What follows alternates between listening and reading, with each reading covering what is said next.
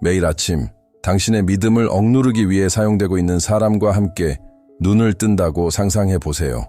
당신과 같은 식탁에 앉고 당신의 기도를 듣고 심지어 같은 예배에 참석하지만 그 마음 속에는 하나님께서 당신 안에 세우고 계신 모든 것을 파괴하려는 영향을 지닌 사람이 있다면요.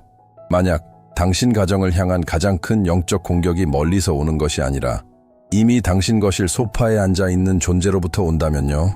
신호가 있습니다. 경고가 있습니다.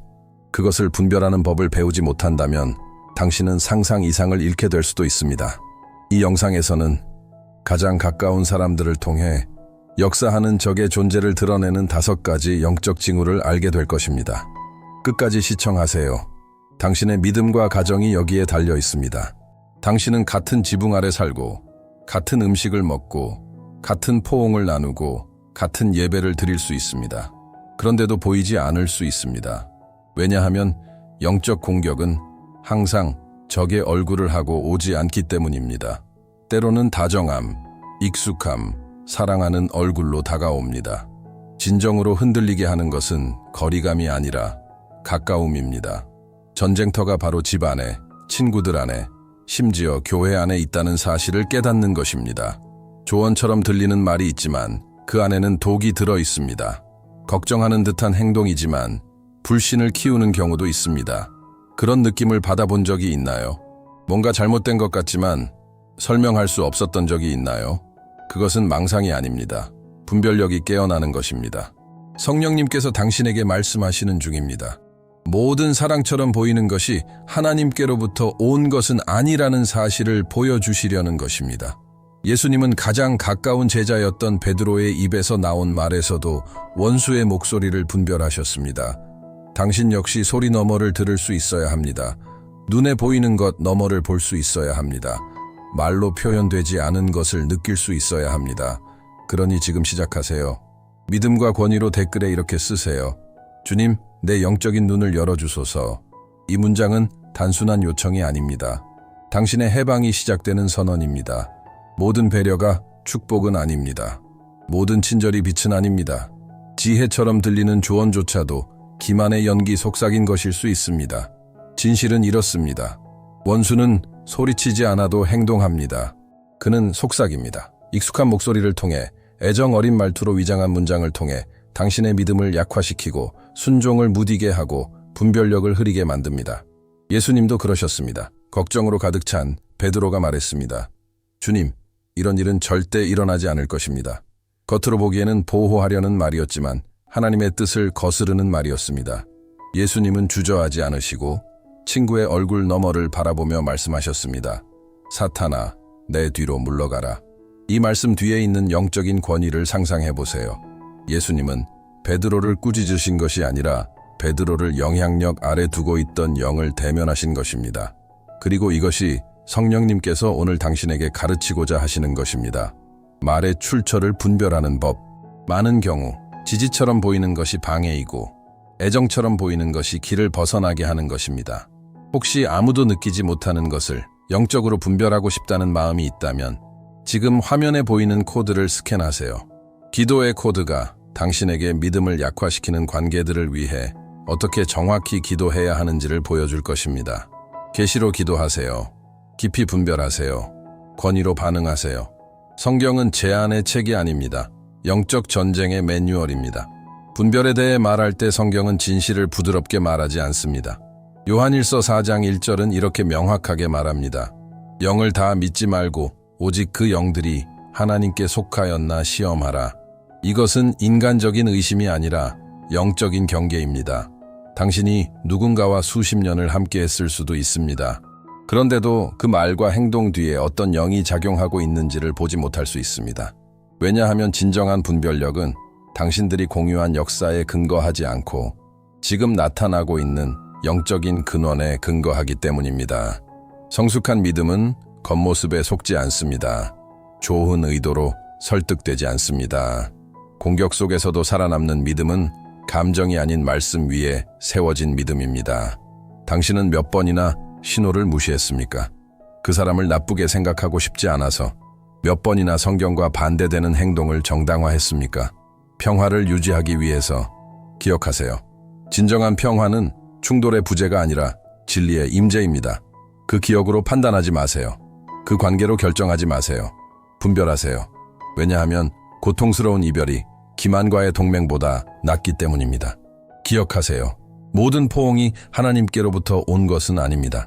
모든 조언이 거룩한 것은 아닙니다. 모든 침묵이 중립적인 것은 아닙니다. 그리고 성령님께서 이미 당신에게 어떤 것을 보여주셨다면 침묵하지 마세요. 숨지 마세요. 그리고 무엇보다도 영적인 것을 이성으로 합리화하지 마세요. 기질로는 설명할 수 없는 반응들이 있습니다. 예수님의 이름만 들어도 표정이 바뀌는 사람들이 있습니다. 분위기가 무겁습니다. 눈빛이 굳어집니다. 대화가 멈추거나 조롱으로 바뀝니다. 그리고 이 모든 것이 그들이 몰라서가 아니라 그들 안에 있는 어떤 것이 저항하기 때문입니다. 이것이 당신 안에서 경고등을 켜야 할 첫 번째 신호입니다. 복음의 임재에 대한 과도한 적대감. 이것은 초신자의 의심이나 부족한 믿음을 말하는 것이 아닙니다. 이것은 거룩하고 순결하며 하나님께로부터 온 것에 대한 깊은 혐오감입니다. 당신이 성경 말씀을 나누면 돌아오는 것은 냉소입니다. 소망을 말하면 돌아오는 것은 분노입니다. 이것은 토론이 아닙니다. 논리가 아닙니다. 이것은 전쟁입니다. 말씀은 이미 경고했습니다. 이 세상의 신이 믿지 않는 자들의 마음을 어둡게 하여 그리스도의 영광의 복음의 광채가 비치지 못하게 하였으니. 고린도후서 4:4. 하지만 당신은 무기 없이 싸우는 것이 아닙니다. 당신에게는 영적인 권위가 있습니다. 그리고 그 권위는 정확하게 드리는 기도에서, 어둠을 빛으로 대면하는 중보 기도에서 시작됩니다. 만약 당신이 이런 사람과 함께하고 있다면 믿음, 말씀, 하나님의 임재에 대해 증오로 반응하는 사람, 지금 화면에 보이는 코드를 스캔하세요. 기도의 코드는 깊은 영적 저항에 사로잡힌 사람들을 위해 어떻게 중보해야 할지를 보여줄 것입니다. 논쟁하지 마세요. 논리로 설득하려 하지 마세요. 성령 안에서 전쟁하세요. 어둠을 몰아낼 수 있는 것은 오직 빛뿐입니다. 어떤 사람들은 목소리를 높이지 않아도 분열을 일으킵니다. 그들은 눈빛으로, 암시로, 불화를 씨앗처럼 심는 작은 문장으로 분열을 일으킵니다. 그들이 있는 곳에서는 결국 무언가가 깨어집니다. 누군가는 멀어집니다. 한때 평화롭던 공간이 갑자기 긴장으로 가득 차고 단순한 대화가 혼란으로 변합니다. 그리고 당신이 깨달을 즈음엔 다리 대신 벽이 세워져 있습니다. 이것이 두 번째 영적 신호입니다. 한 사람 주위에 끊임없이 반복되는 분열과 갈등의 존재.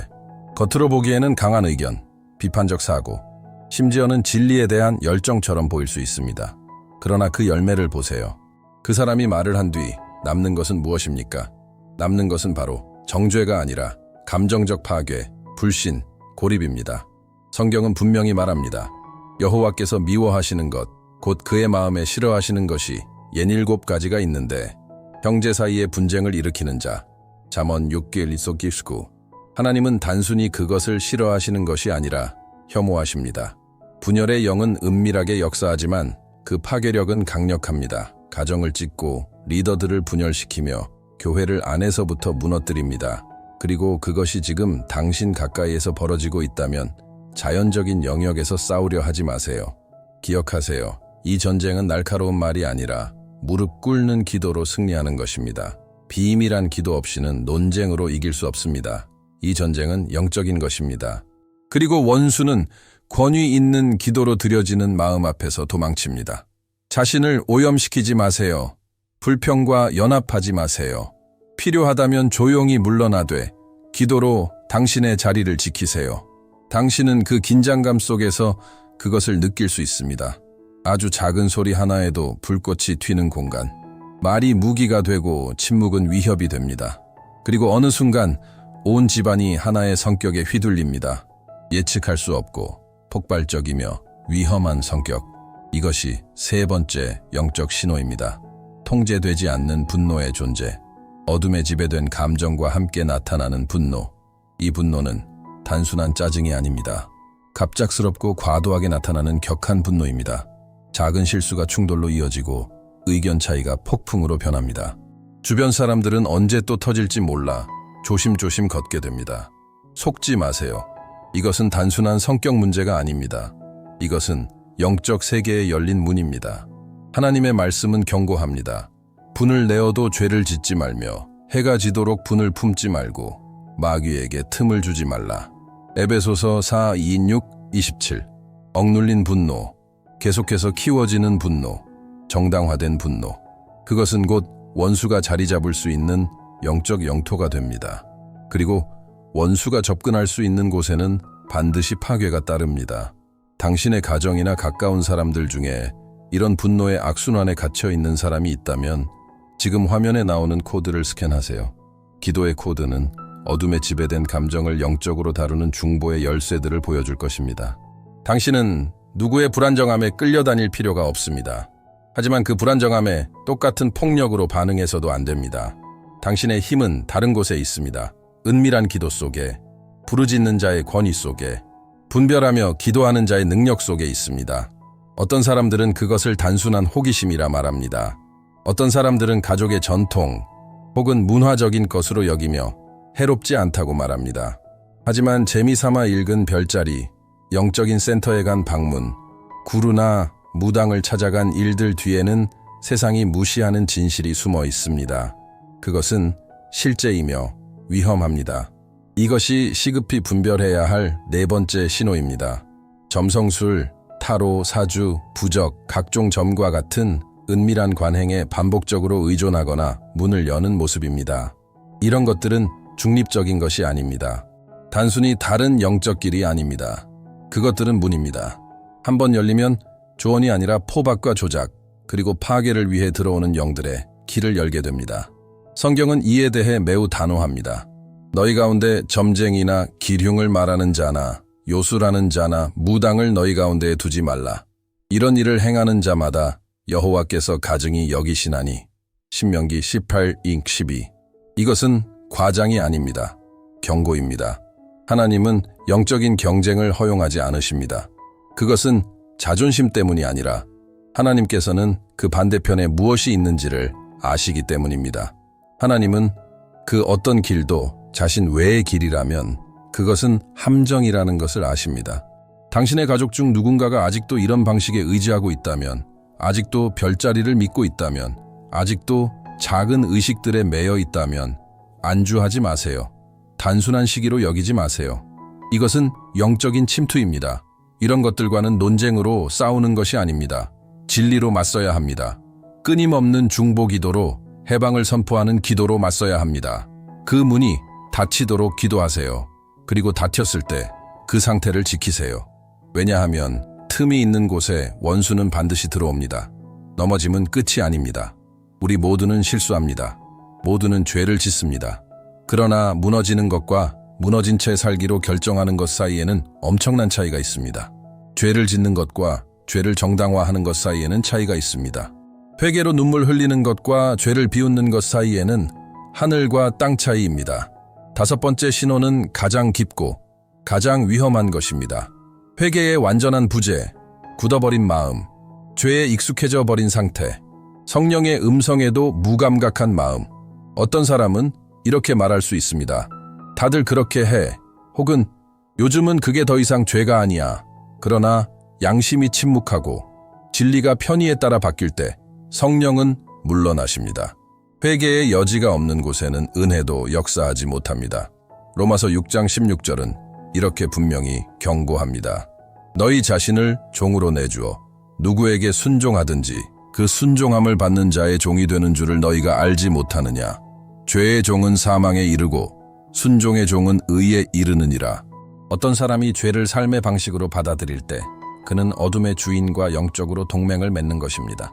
그리고 시간이 지날수록 그 결박은 더 강해지고 양심은 더 무뎌지며 회복으로 가는 길은 더 멀어집니다. 하지만 아무리 굳어진 마음이라도 하나님의 손이 닿지 않는 곳은 없습니다.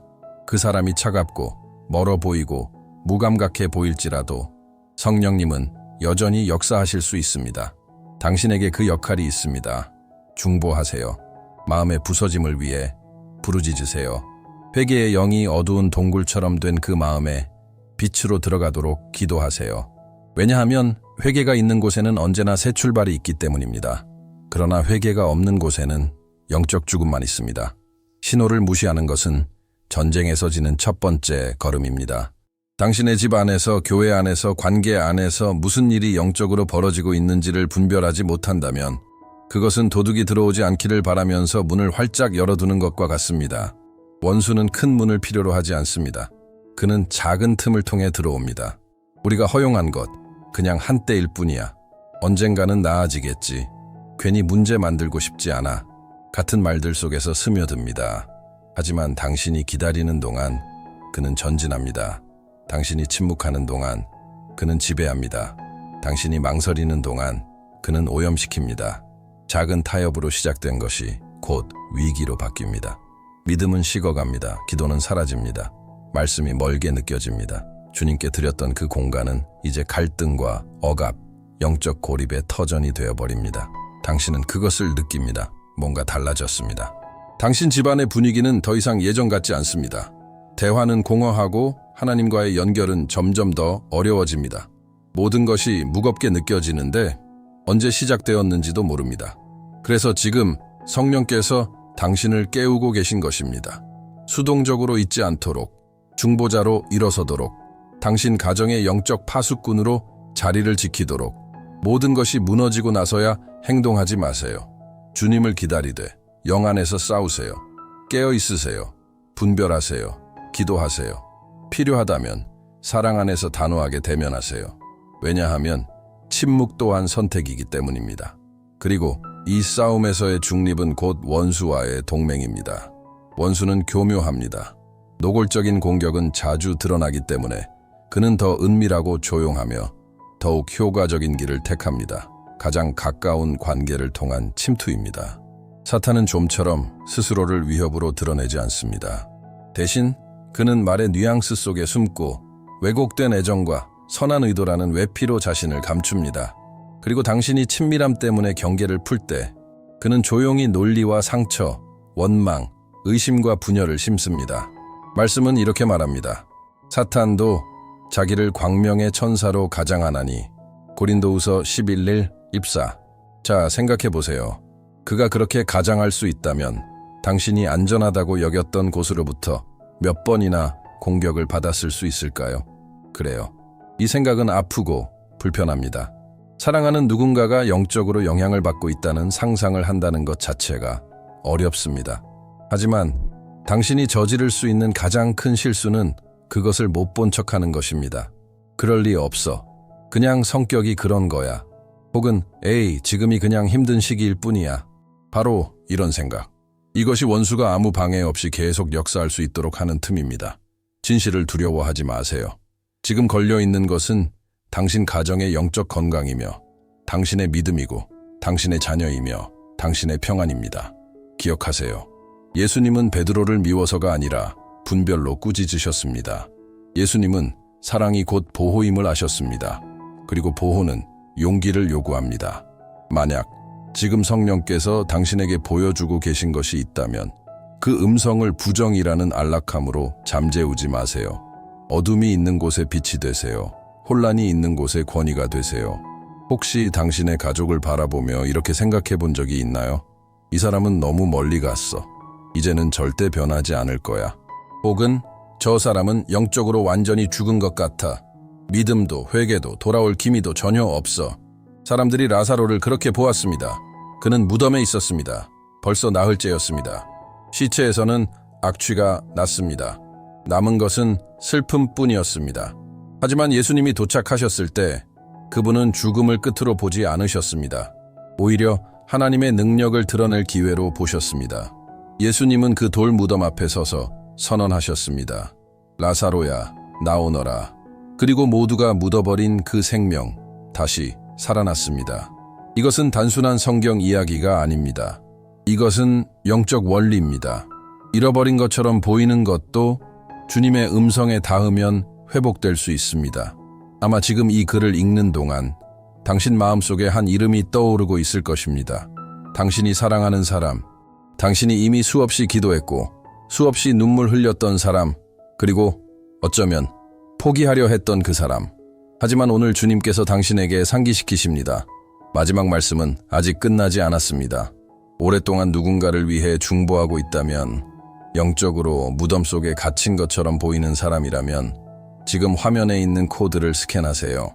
기도의 코드는 회복과 자유, 생명으로의 귀환을 위한 구체적인 기도 방향을 제시할 것입니다.